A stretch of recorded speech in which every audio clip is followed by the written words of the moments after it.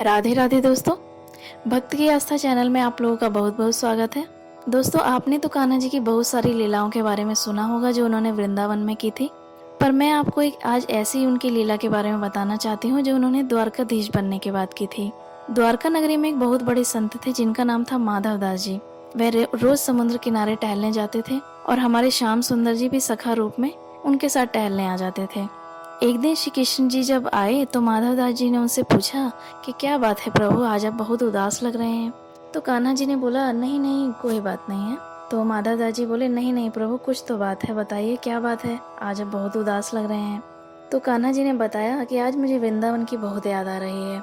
वहाँ पर मेरे बहुत सारे सखा थे जो मेरे साथ नित्य गैया चराने जाते थे, माखन चुराते थे, और भी बहुत सारी क्रीड़ाएं थी जो हम लोग वहाँ पे करते थे।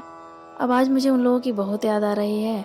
यहाँ पर तो मेरा सिर्फ एक ही मित्र है, वो आप हैं। तो माधव दास जी ने बताया कि बताइए प्रभु, क्या बात है, क्या करना है। तो कान्हा जी बोले कि जैसे जब से मैंने वृंदावन छोड़ा तब से मैंने चोरी नहीं की। तो माधव दास जी बोले कि प्रभु वह सब तो बचपन की बात थी, अब तो आप राजा हैं, द्वारकाधीश हैं, अब आपको चोरी की क्या आवश्यकता है, सब कुछ तो आपका ही है।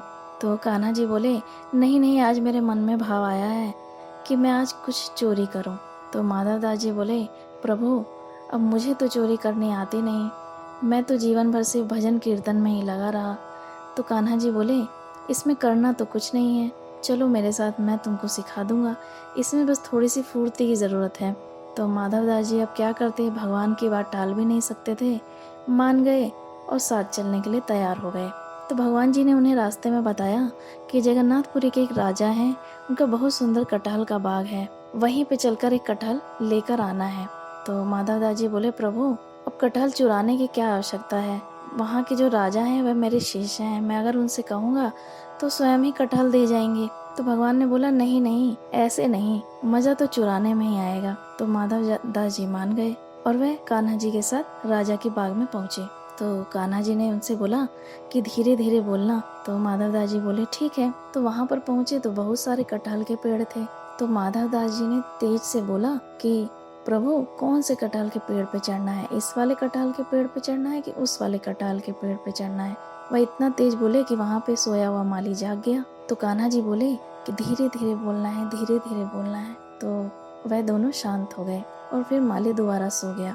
फिर माधव दास जी जब कटहल के पेड़ पे चढ़े, फिर वे तेजी से बोले कि प्रभु कौन से कटहल को तोड़ना है, इस कटहल को तोड़ना है कि उस कटहल को तोड़ना है। वह इतना तेज बोले कि माली जाग गया और डंडा लेकर जोर से दौड़ता हुआ उनके पास आया और उन्हें पकड़ लिया। पकड़कर उन्हें रस्सी से बांध दिया पेड़ में। अब माधव दास जी वहाँ पर सोचने लगे कि कान्हा जी कहाँ गए। वे इधर उधर देखे पर कान्हा जी उन्हें मिले ही ना।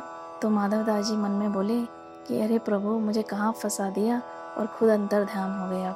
माली ने उनसे कहा कि अब मैं सुबह आपको राजा जी के पास ले चलूंगा, वही आपको दंड देंगे। सुबह हुई और माधव दास जी को माली राजा के पास ले गया।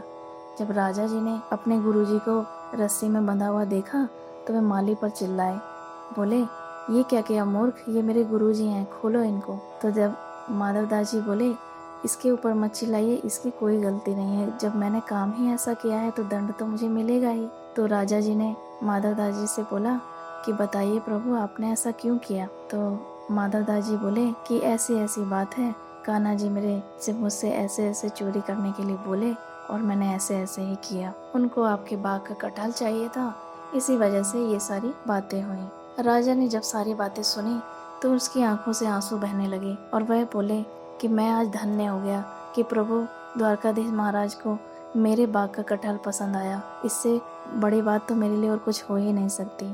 तो राजा ने तुरंत बाग के कागज बनवाए और उसको जगन्नाथ भगवान के नाम कर दिया और आज भी वह बगीचा भगवान के नाम ही है। दूसरे दिन जब माधव दास जी फिर दोबारा समुद्र के किनारे गए कागज लेकर, तो कान्हा जी वहाँ प्रकट हुए और मुस्कुराए और बोले, और बताइए संत जी, कैसी कटी रात। तो माधव दास जी उनसे बोले कि प्रभु, आप तो मुझे सिर्फ एक कटहल लेने के लिए वहाँ तक ले गए थे और मैं तो आपके लिए पूरा बगीचा ही आपके नाम लिखवा के आया हूँ।